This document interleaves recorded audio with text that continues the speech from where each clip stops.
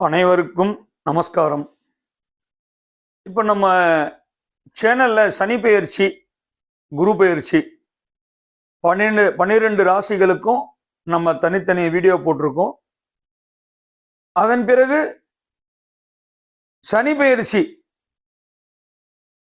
12 ராசிகளுக்கும் சேர்த்து ஒரு வீடியோ போட்டிருப்போம். இப்போ குரு பெயர்ச்சிக்கு நம்ம தனித்தனியா போடுறோம். அதாவது மூணு ராசியை கிளப் பண்ணி மேஷம், ரிஷபம், மிதுனம் இது மூணுத்துக்கும் சேர்த்து நம்ம ஒரு வீடியோ போட்டிருக்கோம் ஒரு 2 நாளைக்கு முன்னாடி. அடுத்தது கடகம், சிம்மம், கன்னி இந்த 3 ராசிக்கு சேர்த்து ஒரு வீடியோ போட போறோம்.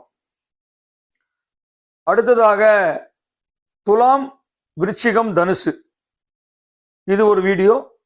மகரம், கும்பம், மீனம் இது ஒரு வீடியோ. அப்போ குரு பயிற்சிக்கு 4 விதமான 3 ராசிக்கு சேர்த்து போடுறோம். ஏன்னா கொஞ்சம் லென்த்தா போகுது சனி பயிற்சிக்குனால ஒருத்தர் ரெக்வஸ்ட் பண்ணதால நம்ம பிரிச்சு போடுறோம். அதுக்கு முன்னாடி நம்ம சேனலை சப்ஸ்கிரைப் பண்ணாதவங்களாம் சப்ஸ்கிரைப் பண்ணிக்கங்க, பெல் ஐக்கானை ப்ரெஸ் பண்ணிக்கங்க. நம்ம அடுத்தடுத்து போட போற ஒரு வீடியோவும் உங்களுக்கு பார்க்கறதுக்கு சௌகரியமா இருக்கும். உங்களுடைய ஃப்ரெண்ட்ஸு, ரிலேட்டிவ்ஸு, கொலீக்ஸு எல்லாருக்குமே ஃபார்வர்ட் பண்ணுங்க. நிறைய பேர் குரூப் வச்சிருப்பீங்க, குரூப்லேயும் போடுங்க. சப்ஸ்கிரைபர் வளர்றது ஒரு பக்கம் இருந்தாலும் உங்களுடைய எல்லார சப்போர்ட்ஸும் நிச்சயம் இருக்கும்னு நம்புறேன். எல்லாம் வல்ல எம்பெருமான் உங்கள் அனைவரின் வாழ்க்கையிலும் அனுக்கிரக பூர்த்தியாக பாவிக்கட்டும் என்று மனதார பிரார்த்திக்கிறேன். என்னுடைய வளர்ச்சிக்கு உதவுகின்ற ஒவ்வொருக்கும் என்னுடைய நன்றியை மனமாற தெரிவித்துக் கொள்கிறேன். இப்ப நம்ம சேனலுக்குள்ள போலாம். ஓம் குரு பிரம்மா குரு விஷ்ணு குருதேவோ மகேஸ்வர குரு சாட்சாத் பரபிரம்ம தஸ்மை ஸ்ரீ குரவே நமஹ. குரவே சர்வலோகானாம் விஷஜே பவரோஹிணாம் நிதயே சர்வ வித்யானாம் ஸ்ரீ தக்ஷிணாமூர்த்தயே நமஹ. ஓம் தேவனாம் ச ரிஷிணாம் ச குரு காஞ்சன சந்நிபம் புத்திபூதம் த்ரிலோகேஷம் தம் நமாமி ப்ரஹஸ்பதி. वृषभध्वजाय विद्महे गृणीहस्ताय धीमहि तन्नो गुरु प्रचोदयातु. तारादेवी समेत बृहस्पति गुरुमूर्तये नमो नमः. ओम शांति शांति शांति. பிரகஸ்பதி குரு பகவானுடைய பேர் பிரகஸ்பதி. தனுசு ராசி, மீனராசி 2 ராசிகளையும் ஆட்சி வீடாக கொண்டு கடகம் என்று சொல்லக்கூடிய சந்திர பகவான் வீட்டில் உச்சபலம் பெற்று, மகரம் என்று சொல்லக்கூடிய சனி பகவான் வீட்டில் நீச்சபலம் அடைகிறார். குரு பகவானுடைய மனைவி பேர் தாராதேவி. ஜாதகத்துல குரு தசை 16 வருஷம் நடக்கும். ஒரு வருஷத்துக்கு ஒரு தடவை குரு பயிற்சி வந்துகிட்டே இருக்கும். ராசி மண்டலத்தை 12 ராசி இல்லையா, 12 ராசியை சுத்தி வர்றதுக்கு 12 வருஷம் எடுத்துப்பார். கொண்டக்கடலை அது அவருடைய தானியம். கனக புஷ்பராகம் அவருடைய ஸ்டோனு. மஞ்சள் கலர் வஸ்திரம், முல்லைப்பூ குரு பகவானுக்கு உகந்த விசேஷம். புனர்பூசம், விசாகம், பூரட்டாதி குரு பகவானுடைய நட்சத்திரங்கள். ஆலங்குடி அவருடைய க்ஷேத்திரம். திருச்செந்தூர் போனாலும் அங்க முருகப்பெருமான் குருவா தான் பாவிக்கிறார். குரு பகவான், செவ்வாய் பகவான் 2 விதமான அனுகிரக மூர்த்தியா திருச்செந்தூர்ல முருகனை நீங்க பார்க்கலாம். இப்ப கடகராசி இந்த குரு பயிற்சிக்கு எப்படி இருக்குன்னு நம்ம பார்க்கலாம். இதுவரையிலும் கடகராசிக்கு 11ஆம் வீட்டுல ரிஷபத்துல இருந்த குரு வரப்போற மே மாசம் மிதுனத்துக்கு போறாரு. அப்ப கடகத்துக்கு 12ஆம் இடம். இதுவரை லாபஸ்தானத்துல இருந்த குரு பகவான் இப்ப விரயஸ்தானத்துக்கு வர்றாரு. கடகத்துக்கு 11 ரிஷபம் இல்லையா, லாபஸ்தானம். அதான் அது சுக்கிரனுடைய வீடு. சந்திர பகவான் உச்சம் பெற்ற வீடு. கடகராசிக்கு ஆட்சி வழங்குவார்னா சந்திர பகவான், அவருடைய வீடு தான் கடகம். அப்போ இதுவரை கடகராசிக்கெல்லாம் பணம் அள்ளி கொடுத்துருப்பார். உங்களுக்கு அஷ்டம சனி நடந்துட்டு இருக்கு. கடகராசிக்கு அஷ்டம சனி இப்ப முடிய போகுது. அஷ்டம சனி இருந்தாலும் கடந்த ஒரு வருஷமா பண குறை இருந்திருக்காது. பணம் வந்துகிட்டே தான் இருந்திருக்கும். ஏதாவது ஒரு விதத்துல பணம் வந்துடும். ஏன்னா குரு பகவான் உச்சம் பெற்ற வீடு இல்லையா? அப்ப சந்திர பகவான் ஆட்சி புரியுற வீடு. குரு சந்திர யோகம் வேலை செய்யும் ஆட்டோமேட்டிக்கா. இங்க வெளிநாடு போறது, பணம் வெளிநாட்டுல போய் பணம் ஏன் பண்றது, இல்ல வெளிநாடு சம்பந்தப்பட்ட தொழில்கள் நிறைய இங்கிருந்து ஏற்றுமதி, அங்கிருந்து இறக்குமதி, இம்போர்ட் எக்ஸ்போர்ட் பிசினஸ் அது பண்றவங்க, நிறைய விஷயங்கள் சொல்லிக்கிட்டே போலாம். நிறைய பொருட்கள் சில பேர் பார்ப்பீங்க. சில பொருட்கள் சைனா ரொம்ப சீப்பா இருக்கும், சில பொருட்கள் கொரியால சீப்பா இருக்கும். இந்த மாதிரி ஏதாவது எந்தெந்த நாட்டில் விலை கம்மியா இருக்கும் அதை வாங்கி இந்தியாவில் எப்படி இங்க கொஞ்சம் ரேட் அதை வச்சு விற்கிறது, இல்ல இங்க இருந்து கம்மி விலைக்கு வாங்கி வெளிநாட்டுல அதிகமாக விலைக்கு அந்த மாதிரி போறது, இது மாதிரி இதான் இம்போர்ட் ட்ரேடிங் பண்றோமே அவங்களுக்கு நல்ல ஒரு வாய்ப்பு. கடகராசி பொறுத்த வரைக்கும் வெளிநாடு போற பிராப்தமே கடகராசியோட பலம் தான். சந்திர பகவானை வச்சுதான். ராசியை நிர்ணயிக்கிற கிரகமே பாத்தீங்கன்னா சந்திரன். ஒரு மனிதனுடைய லக்னம் என்று சொல்லக்கூடிய உயிர் குரு இது சூரிய பகவான் நிர்ணயிக்கிறார். ராசியை சந்திர பகவான் நிர்ணயிக்கிறார். சந்திர பகவான் இன்னொரு பேர் மாத்ருகாரகன். அப்ப அந்த கடகராசிக்கு 12ஆம் இடத்துல வரப்போற குரு விரயஸ்தானத்துக்கு வர்றதுனால நிறைய இப்ப லாபம் கொடுத்த குரு ஒரு வருஷமா செலவு கொடுப்பாரு. செலவுனா எப்படி? நிறைய நடக்கும்.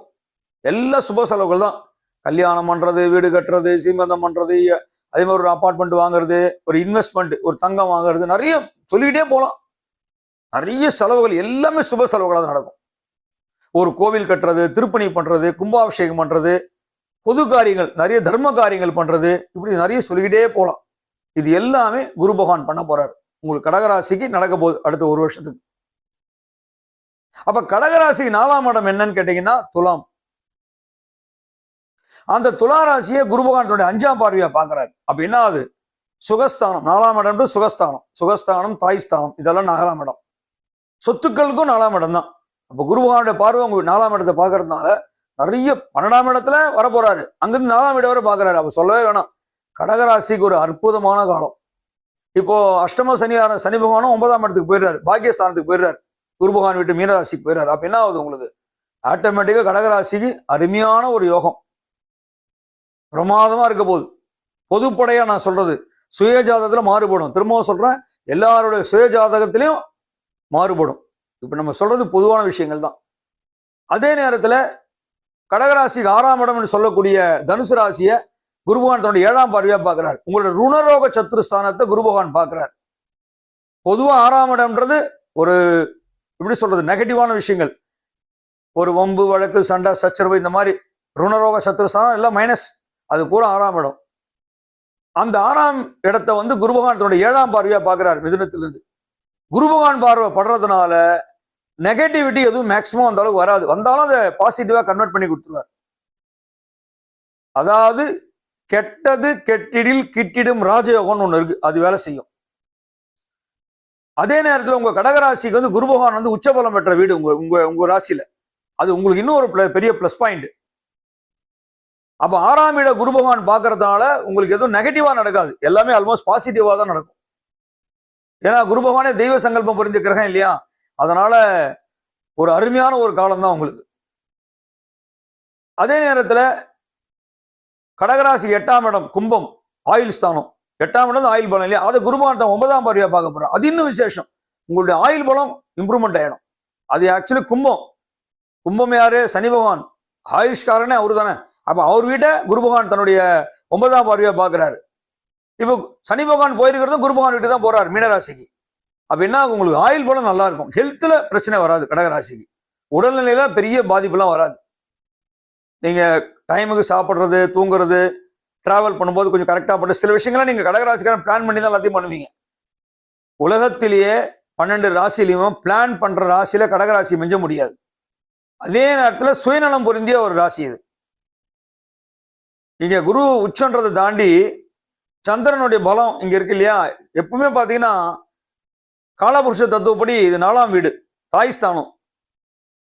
இங்க எப்படின்னு கேட்டீங்கன்னா அம்மாவுடைய ஆசீர்வாதம் யாருக்கு ரொம்ப இருக்கோ அவங்க கொஞ்சம் செல்ஃபிஷா இருப்பாங்க. ஏன்னா தாயோட அனுகிரகம் கிடைக்குதுல்ல, இவங்க தப்பு பண்ணா கூட அந்த அம்மாவோட அனுகிரகம் இவங்களுக்கு ப்ளஸ்ஸா மாறிடும். நிறைய விஷயங்கள் சொல்லலாம், சொல்லிக்கிட்டே போலாம். இப்ப அதே நேரத்துல வரப்போற ராகு கேது பயிற்சி. ராகு வந்து 8ஆம் இடத்துக்கு வர்றாரு, 9ல இருந்து அஷ்டமத்துல ராகு வர்றாரு. அதே மாதிரி உங்க குடும்பத்தான வாக்கு ஸ்தானத்துல 2ஆம் இடத்துக்கு கேது வர போறாரு, சிம்மத்துக்கு. இருந்தாலும் 2ஆம் இடம் 8ஆம் இடம் ஒன்றும் பெரிய உங்களுக்கு பிரச்சனைக்கு வராது. பொதுவாகவே 6, 8, 12 மறைவு ஸ்தானம் சொல்லுவோம் இல்லையா? ஆனா உங்களுடைய ராசிக்கு 8ஆம் இடம் கும்பம், அங்க ராகு வர்றதுனால குருவோட பார்வை அங்க பாக்குது. அப்ப ராகு மறைவா இருந்தாலும் குருவோட பார்வை அங்க படுறதுனால உங்களுக்கு உங்களுடைய ஹெல்த்ல பெரிய பிரச்சனைக்கு ராகு பண்ண மாட்டார். ஸோ பொதுவா இந்த குரு பயிற்சி கடகராசிக்கு ஒரு அருமையான காலம், பொற்காலம்னே சொல்லலாம். பொதுவா குரு பயிற்சி நல்லதாங்க பண்ணும், மேக்சிமம் நல்லது பண்ணாலும் கெடுதல் பண்ணாது. அதுதான் அந்த ராசியோட தன்மை. இப்படி நிறைய நம்ம பேசிக்கிட்டே போகலாம். நிச்சயம் உங்களுக்கு வந்து ஒரு அனுகிரகமான ஒரு அபரிதமான வளர்ச்சியா இருக்க போகுது அப்படிங்கிறதுல சிறிதளவு கூட சந்தேகப்பட வேண்டாம். நிச்சயம் குரு பகவான் ஒரு அனுகிரகமூர்த்தியா இருக்க போறாரு உங்களுக்கு.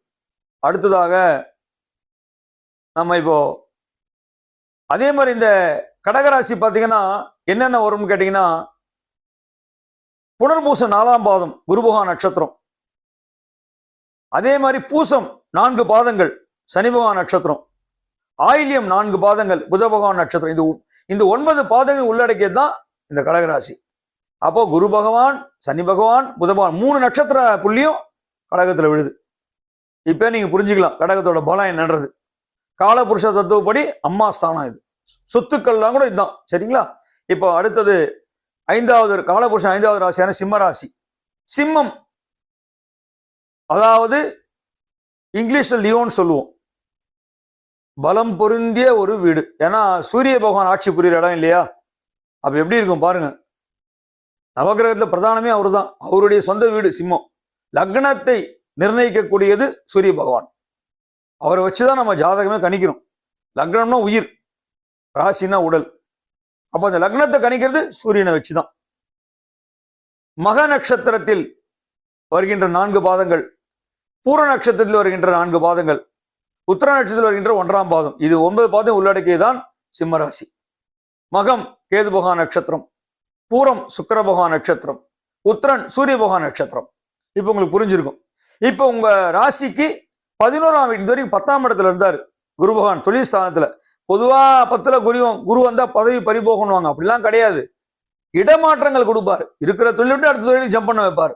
இப்போ ஒரு இடத்துல சம்பளம் கம்மி, நல்ல சம்பளம் கிடைச்சா நம்ம அந்த இடத்துக்கு மாறி போயிடுவோம் இன்னொரு இடத்துக்கு. அப்படிதான் தொழில். இந்த தொழில் சரியில்லை, இன்னொரு தொழில் பண்றோம், அதனால பிசினஸ் அதை டெவலப் பண்ணலாம், லாபம் தரக்கூடிய தொழிலை டெவலப் பண்ணலாம் அப்படின்னு நினைப்பாங்க. ஸோ அது பதவி பறி போறது இல்லை, இருக்கிறத விட இன்னும் டெவலப்மெண்ட் கொடுக்கறது தான் அர்த்தம். நம்ம அப்படிதான் எடுத்துக்கணும், நெகட்டிவா எடுத்துக்கூடாது. சரிங்களா? அப்போ உங்களுடைய சிம்மத்துக்கு இப்போ 11ஆம் இடத்துல லாபஸ்தானத்துல குரு வர்றாரு. விசேஷமானதுதான், தப்பு கிடையாது. லாபஸ்தானத்துல குரு வந்தாலே விசேஷம்தான். அதே நேரத்துல உங்களுடைய சிம்மத்துக்கு 3ஆம் இடம் துலாம், தைரிய வீரிய ஸ்தானத்தை குரு பகவான் தன்னை 5ஆம் பார்வையில பாக்குறாரு. அப்போ உங்க தைரிய வீரியம் நல்லா இருக்கும், உங்களுக்கு நல்ல ஒரு போல்டா டிசிஷனா முடிவு எடுப்பீங்க. பொதுவா சிம்மராசிக்கு பயப்பட மாட்டீங்க, வந்தது பார்த்துக்கலாம், இறங்கிடலாம், நடக்கட்டும். ஏன்னா அது வந்து சூரியனுடைய ஆட்சி பலம் பொருந்தது மட்டும் இல்ல, கேது பகவான் நட்சத்திரம் வருது, அது இன்னொரு பெரிய சிறப்பு. அதே நேரத்துல சூரிய பகவான் நட்சத்திரமும் வருது, சுக்கிர பகவானும் வருது. அப்ப என்ன ஆகும்? பலம் வந்து பொருந்திய ஒரு ராசி தான் சிம்மம். நடக்கிறது நடக்கட்டும், 2 1 பார்த்துடலாம் அப்படின்னு பேசுவாங்க இல்லையா? அவங்கதான் மகத்துல போறதா ஜகத்துல ஆழ்வான. ஜகம்னா உலகம், அந்த ராசி தான் சிம்மம்.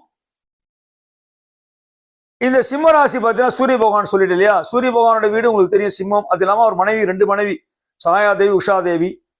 கோதுமை அவரோட தானியம், மாணிக்கம் அவருடைய ஸ்டோனு. சூரியனார் கோயில் மாயவரம் பகவத் அவருடைய க்ஷேத்திரம். ஜாதகத்துல சூரிய தசை 6 வருஷம் நடக்கும். மாசத்துக்கு ஒரு தடவை மாறிக்கிட்டே இருப்பார். மேஷராசினா சித்திர மாசம் பூரா மேஷராசியில் இருப்பார். வைகாசி 1ஆம் தேதி வந்துச்சுன்னா ரிஷபத்துக்கு வந்துருவார். ஆணி 1ன்னா மிதுனத்துக்கு வந்துருவார். இப்படிதான் மாசம் மாறிக்கிட்டே இருப்பார். மாச பிறப்பே சூரிய பகவானை வச்சுதான். இப்ப உங்க ராசிக்கு 3ஆம் இடத்தை குரு பகவான் 5ஆம் பார்வையில பாக்குறதா துலாம் வந்து வலுப்பட போகுது.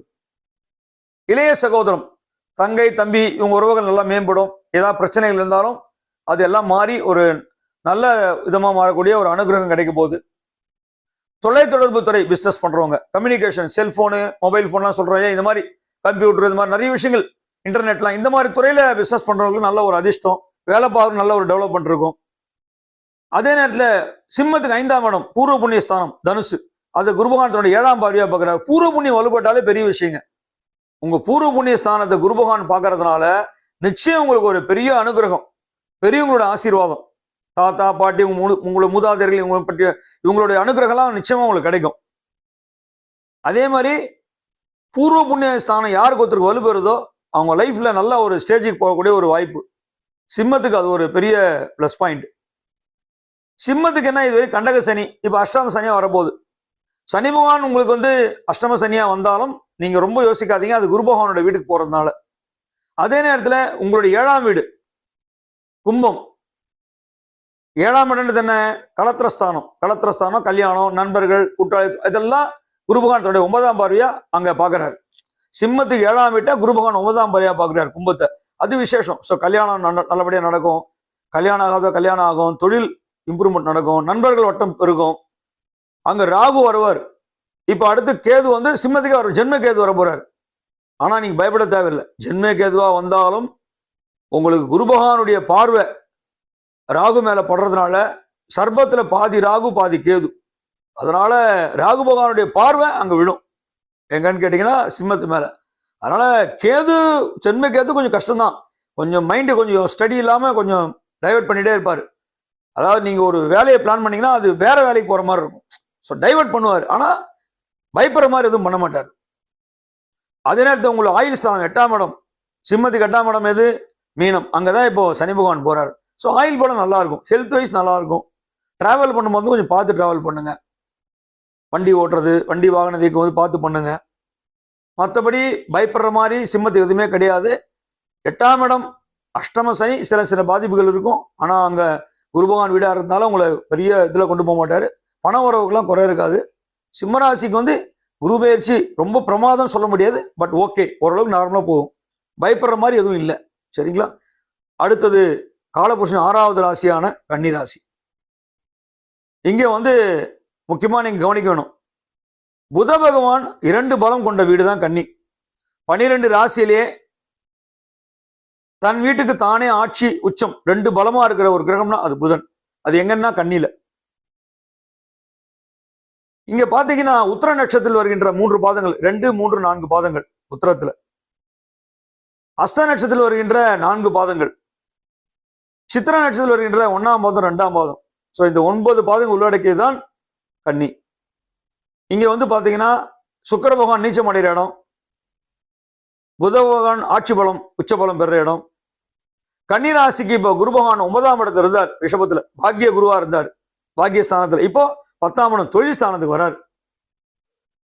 தொழில் ஸ்தானத்துல வர குரு பகவான் உங்களுடைய 2ஆம் வீடு குடும்பம் தன வாக்கு ஸ்தானத்துல அவருடைய பார்வை 5ஆம் பார்வையா எழுப்போம் துலாத்துல. உங்களுக்கு ஏற்கனவே கன்னி ராசிக்கு இப்ப ஜென்ம கேது, 7ஆம் இடத்துல ராகு. இப்போ அப்படி கிடையாது, இப்போ 12ஆம் இடத்துக்கு போயிடுறாரு, சிம்மத்துக்கு போறாரு கேது. ராகு வந்து 6ஆம் இடத்துக்கு வந்துடுறாரு கும்பத்துக்கு. அப்ப ராகு மறைவு ஸ்தானம் தான். கேது 12ல வந்தா நல்லதுதான், தப்பு கிடையாது. மோட்ச ஸ்தானத்துக்கு கேது இருந்தாருன்னா விசேஷம் தான், நெகட்டிவ்லாம் கிடையாது.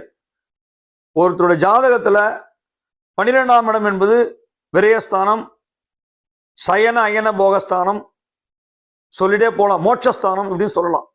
பொதுவா ஒருத்தருடைய ஜாதகத்துல லக்னத்துல சனி பகவான் இருந்தாலோ 12ஆம் இடத்துல கேது பகவான் இருந்தாலோ அவங்களுக்கு தான் கடைசி பிறவி, அடுத்த பிறவியே கிடையாது இப்படின்னு ஒண்ணு இருக்கு. அப்போ உங்களுக்கு என்ன ஆகும், குடும்பத்தான வாக்குஸ்தானம் 2ஆம் இடம் துலாத்தை குரு பகவான் பார்வைப்படுறதுனால குடும்பஸ்தானம் நல்லா இருக்க போகுது, அருமையா இருக்க போகுது. பண வரவுக்கெல்லாம் ரொம்ப பிரச்சனைகள்லாம் இருக்காது, பணம் கொடுத்துட்டு இருப்பார் குரு. அவர் பேரே தனகாரகன், புத்திரகாரன், பூர்வ ஜென்மகாரன். குழந்தை பாக்கியம் நல்ல அனுகிரகமா இருக்கும். அதே நேரத்துல உங்களுடைய வாக்கு பலிதம் பலிக்க, நீங்க சொல்றீங்கன்னா அந்த வாக்கு நல்லபடியா பலிக்கும். ஏன்னா அந்த ஸ்தானத்தை குரு பாக்குறாரு. குரு வந்து தெய்வ சங்கல்பம் பொருந்திய கிரகம், அது ஒரு பெரிய பிளஸ் பாயிண்டா எடுத்துக்கணும் நீங்க. கன்னிராசி, கன்னிராசிக்கு பாத்தீங்கன்னா 4ஆம் இடம் அப்படின்னு பாத்தீங்கன்னா தனுசு, அதுதான் தாய் ஸ்தானம், சுகஸ்தானம், சொத்துக்கெல்லாம் அது 4ஆம் இடம். அதை வந்து குரு பகவான் 7ஆம் பார்வையா பாக்குறாரு. அது இன்னும் விசேஷம் தான் உங்களுக்கு. ஸோ அம்மாவோட அனுகிரகம் கிடைக்கும், உங்களுக்கு அதே மாதிரி இடம் நிலம் வாங்குறது, சொத்துக்கள் வாங்குறது, அப்படி நிறைய விஷயங்கள் பெருகும். வாகனங்களை புதுப்பிப்பீங்க. ஒரு வீடு இருக்கலாம், அந்த வீடு இடிச்சிட்டு புதுசா வீடு கட்டக்கூடிய பாக்கியம் கிடைக்கலாம்.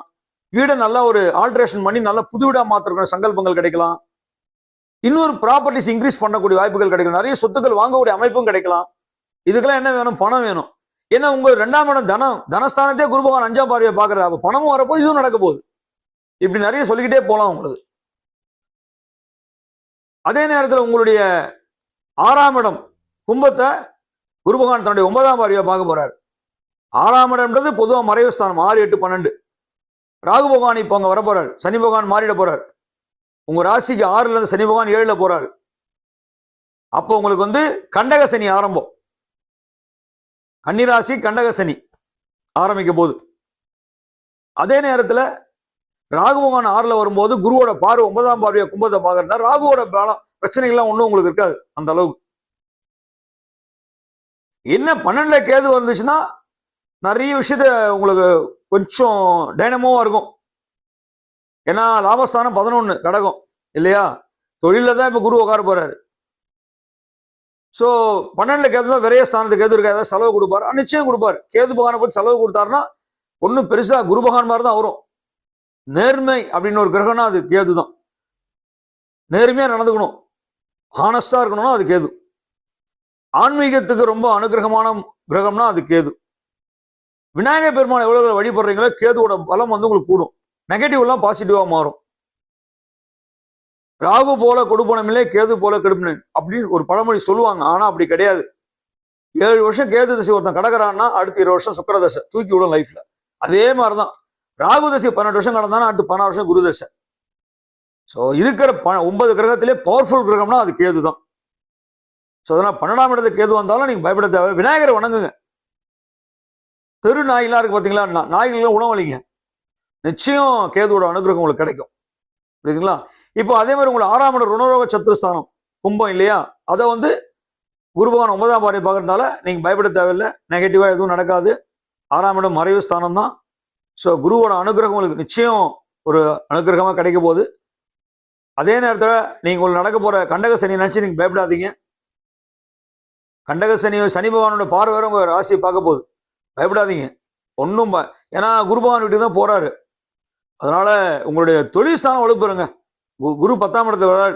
நான் ஏற்கனவே சொன்ன மாதிரி 10ல வந்தால் பதவி பொறி போகாது. வேலை மாற்றம், இடமாற்றம், தொழில வளர்ச்சி, வேற தொழில் புதுசாக தொடங்கி நிறைய சொல்லிட்டே போகலாம். எல்லாம் பாசிட்டிவா திங்க் பண்ணுங்க. சரிங்களா? அதே நேரத்தில் இந்த கன்னி ராசி பார்த்தீங்கன்னா புத பகவான் சொன்னாலே அவருடைய க்ஷேத்திரம் வந்து ஆலங்குடி. மனைவி பேர் வந்து ஞானாதேவி. மிதுனம் கன்னி 2 ராசிக்கு அதிபதி. மரகத பச்சை ஸ்டோனு. அதே மாதிரி பார்த்தீங்கன்னா இந்த பச்சை பயிருன்றோம், அது அவரோட தானியம். ஜாதகத்தில் புதன் தசை 17 வருஷம் நடக்கும். க்ஷேத்திரம் திருவெண்காடு, வைத்தீஸ்வரன் கோயில் பக்கத்துல திருவெண்காடு புதனோட க்ஷேத்திரம். சொல்லிக்கிட்டே போகலாம். அதனால எல்லாருமே புத பகவான் வணங்குங்க. படிப்பு மெயினா கலைத்துறை, வீடியோ, ஆடியோ, இந்த மாதிரி நிறைய ஒரு விஷயங்கள்லாம் எடுத்தீங்கன்னா எஜுகேஷன், மந்திரங்கள், இதெல்லாமே புத பகவான் கண்ட்ரோல். அப்படிப்பட்ட புத பகவான் வீடான மிதுனத்துக்கு தான் குரு வர்றாரு. அப்ப கன்னி ராசியும் புதன், மிதுன ராசியும் புதன். ஸோ உங்க வீட்டுக்கு 10ஆம் இடத்துல குரு வர்றது விசேஷம் தான், தப்பு கிடையாது. புரியுதுங்களா? கன்னி ராசிக்காரங்களாம் நீங்க உங்க குலதெய்வ வழிபாடு பண்ணுங்க.